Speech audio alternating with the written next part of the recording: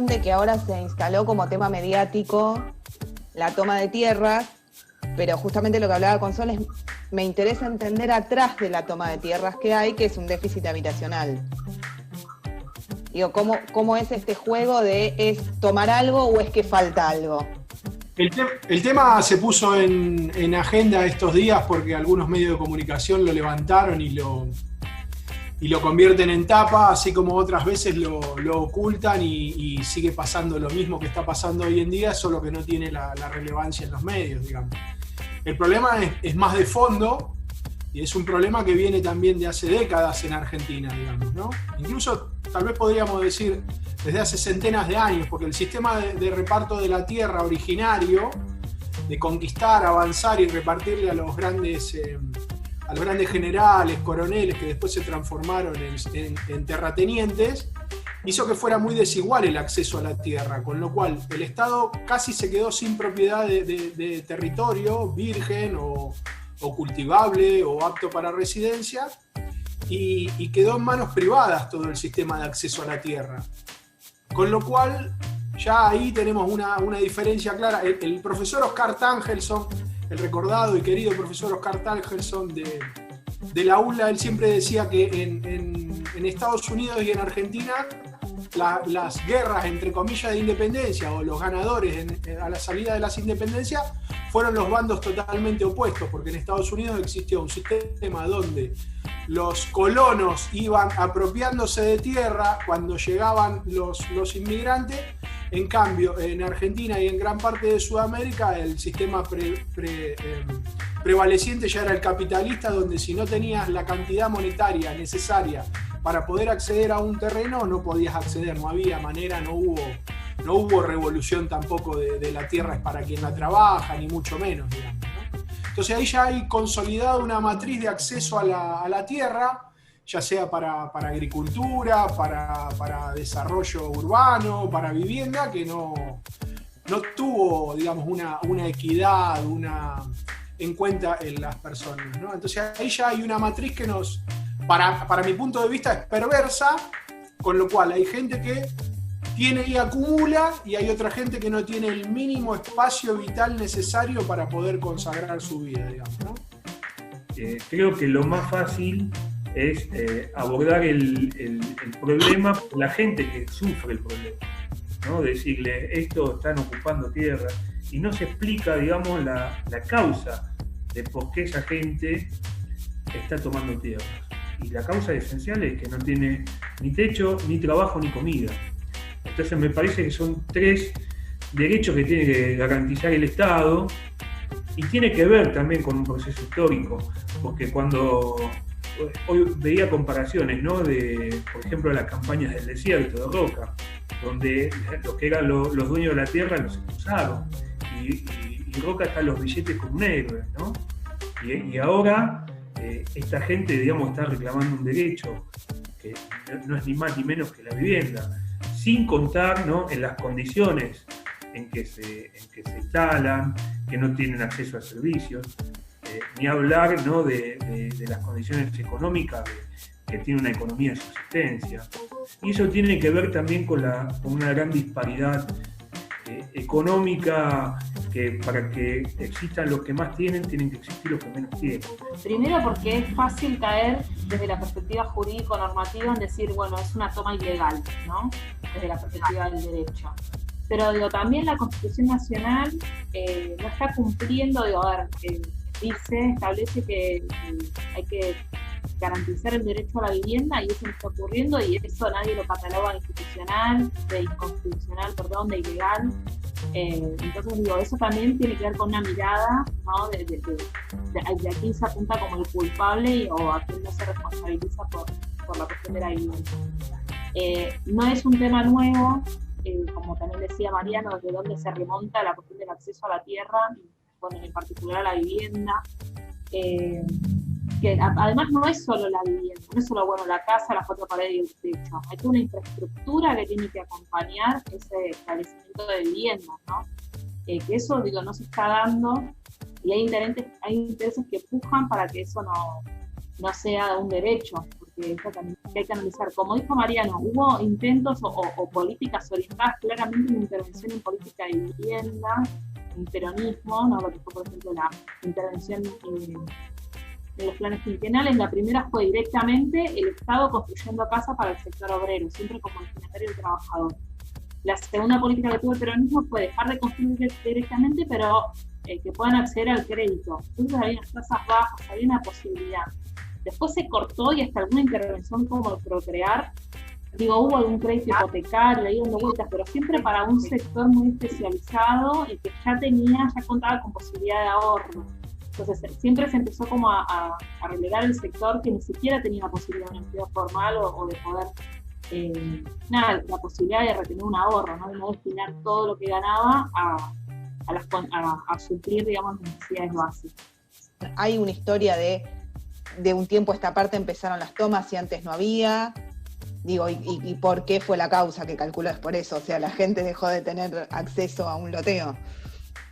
Quiero decir, tomas hubo siempre porque lamentablemente desde el 76 para acá la pobreza es un problema estructural que generó la dictadura militar y el neoliberalismo en su conjunto, ¿no? Porque después tuvimos gobiernos neoliberales.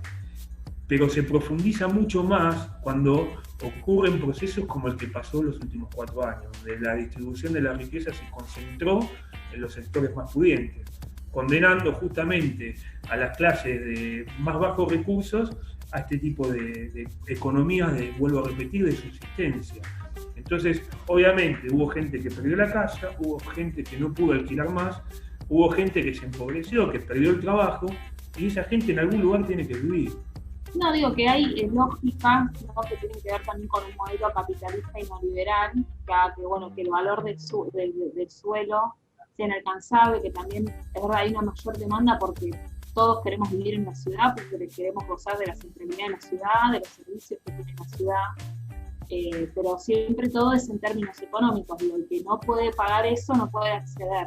Entonces, se van generando, ¿no?, estos asentamientos porque, la historia de las villas, históricamente las villas no eran lo que son ahora, eran considerados como lugares transitorios, donde se hacían como construcciones muy precarias, que las hacía el Estado en general o proveía, pero eso era una cuestión de meses o un año y se trasladaba a una vivienda mejor. Pero después hubo procesos como cuando entró en crisis el modelo agroexportador, que migraron de muchas provincias hacia Buenos Aires, hacia la centralidad. Bueno, también hubo un crecimiento de población que no se supo manejar bien y fue generando como más tensiones en lo que es la toma de tierras o la ocupación de tierras en sectores como Capital Federal y el conurbano. Hago una pregunta. El que quiera me responde o después vamos haciendo así, me dicen los tres. Hay algo que es innegable más allá de que sí es una cuestión de políticas que no se vino haciendo de un tiempo a esta parte. El conurbano se fue poblando y las tomas cada vez son más periféricas porque ya ni en el conurbano queda lugar. Si vamos al primer cordón, Avellaneda, Lanús, Lomas, que es donde vivo, no vas a encontrar, salvo yéndote muy a la periferia, espacio de tierra. ¿Eso es así o sigue habiendo con este plan de hay terrenos municipales, fiscales, estatales que no están en uso, o ya la cuestión viene por otro lado, que hay una sola urbe, explotó y hay que buscarle la manera por otro lado? No sé si se entiende más o menos. ¿Es nada más que un problema de tierra sí, o de distribución también? Que estamos todos juntos acá. No, el tema es súper complejo, tiene muchas aristas por las cuales se puede, uno cuando trata de pensarlo, busca manera de acortarlo, de volverlo simple. Hay una densificación muy importante en toda esta primer área del primer cinturón del conurbano, ya casi no quedan espacios vacantes, eso es una realidad, incluso me atrevería a decir hasta en el segundo cordón ya hay. Ahora, sin embargo, esa densidad tiene una forma de ocupación todavía de casas bajas que no se condice con el cómo debería ser una ciudad o cómo es la mejor manera de llevar los servicios a toda esa ciudad, ¿no?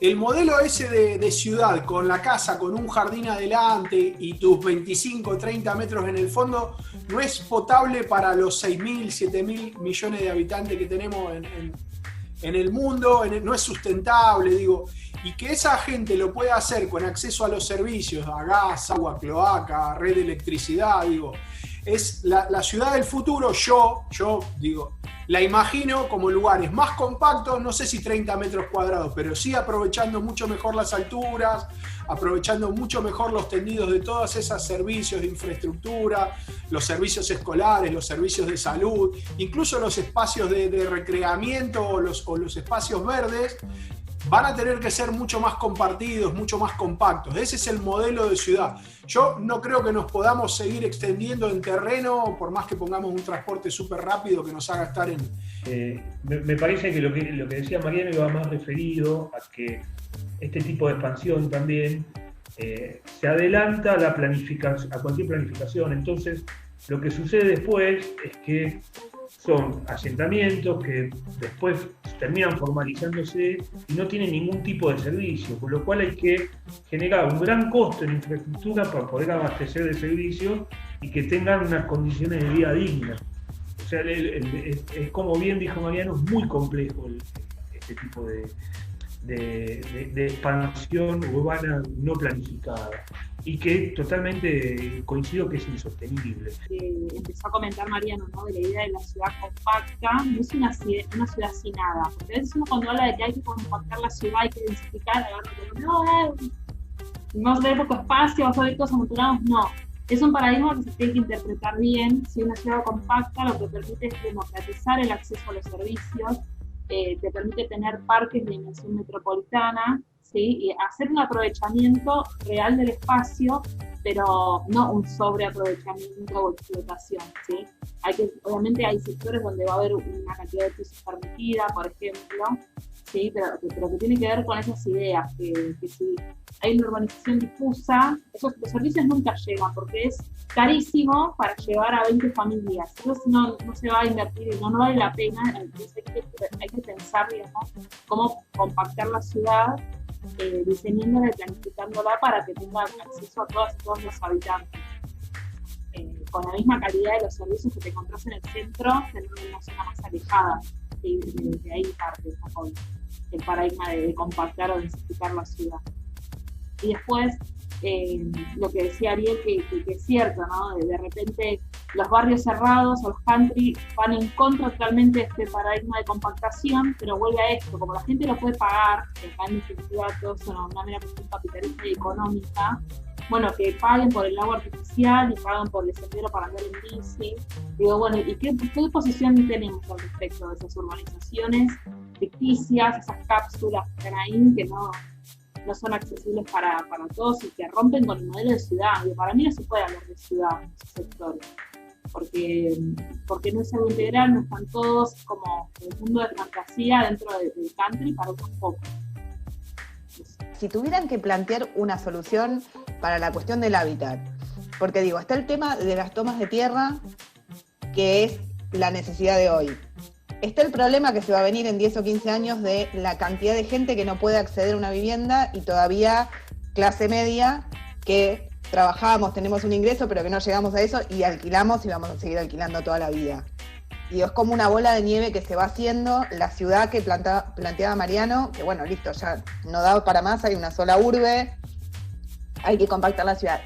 Si hay que resolver el tema de que la gente tenga acceso a vivienda digna, todo el mundo, digo, ¿qué es lo que habría que hacer? Idealmente, no importa, o sea, que no sea posible, pero digo, tener una idea de, no sé si hay ítems o cosas que propondrían para que todos seamos felices y tengamos un techo propio y digno.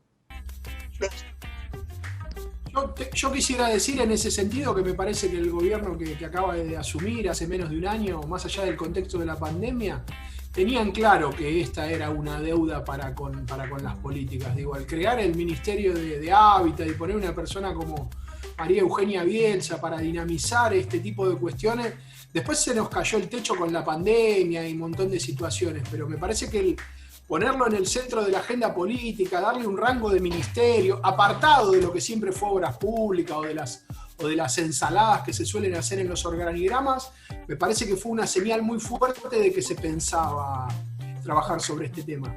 También se lo visualiza desde el suelo, que la propiedad privada era intocable en Argentina, digamos, impensable eso, y sin embargo esta cartera que dirige María Eugenia Bielsa, no solo al pensar en unos créditos del tipo Procrear, que estuvieron buenísimos y le dieron acceso a un montón de personas que no podían encontrar en los accesos bancarios formales la manera de hacerse su hogar. Digo, al pensar en el suelo también le da una vuelta de rosca muy interesante para poder efectivizar que gente que no podía llegar pueda tenerlo en mente y tener un proyecto de vida. Así que me parece que estábamos insinuando una puesta en la agenda, no por la toma de tierra, sino por poner a este tipo de ciudadanos o sectores populares en el centro de las políticas públicas. Yo hace un ratito mencioné una ley de acceso justo al hábitat. Por supuesto que una ley no va a venir a solucionar todos los problemas que tenemos, digo. Pero al tener un ministerio y al tener gente que se dedica a pensar este tema, me parece que esa ley puede ser complementada con programas, con otro tipo de políticas, con trabajadores en el territorio, que incluyan, como dice Abigail, la presencia de servicios que constituyen toda la infraestructura básica necesaria para ser digno, y que empecemos, aunque sea en parte, a cumplir con el mandato constitucional de otorgar una vivienda digna a cada uno de los habitantes de nuestro suelo. Me parece claro, la posición que puede tomar el gobierno es fundamental para viabilizar una solución. Esta decisión de tener un ministerio, ¿no? Ya. Y también, ver de qué manera se invierte un poco la pirámide, ¿no? De los que más tienen, empiecen a ser más solidarios con los que no tienen, porque más allá de un gobierno y del Estado que vaya moderando esas cuestiones, la verdad es que acá hay una realidad que hay unos pocos que tienen muchísimo, y que, ahí me parece que estamos orientados en las políticas, ¿no? A una mayor distribución para, diferentes sectores sociales, pero en este punto estamos hablando para disponer y destinar al sector vivienda y a esta hábitat. Nada más. Perfecto. Me parece que lo que hace falta es redistribuir mejor, o sea, achetar esa pirámide, porque es la única manera de que, y esto también hay que hablarlo a nivel planetario, hay un solo planeta, no podemos vivir todos como vive los que están en la punta de la pirámide, entonces tenemos que vivir todos en el mismo planeta y en este país pasa lo mismo. Para que esa gente pueda acceder a vivienda, techo y trabajo, es necesario que esa pirámide sea más chata. Así que lo que hace falta es más peronismo.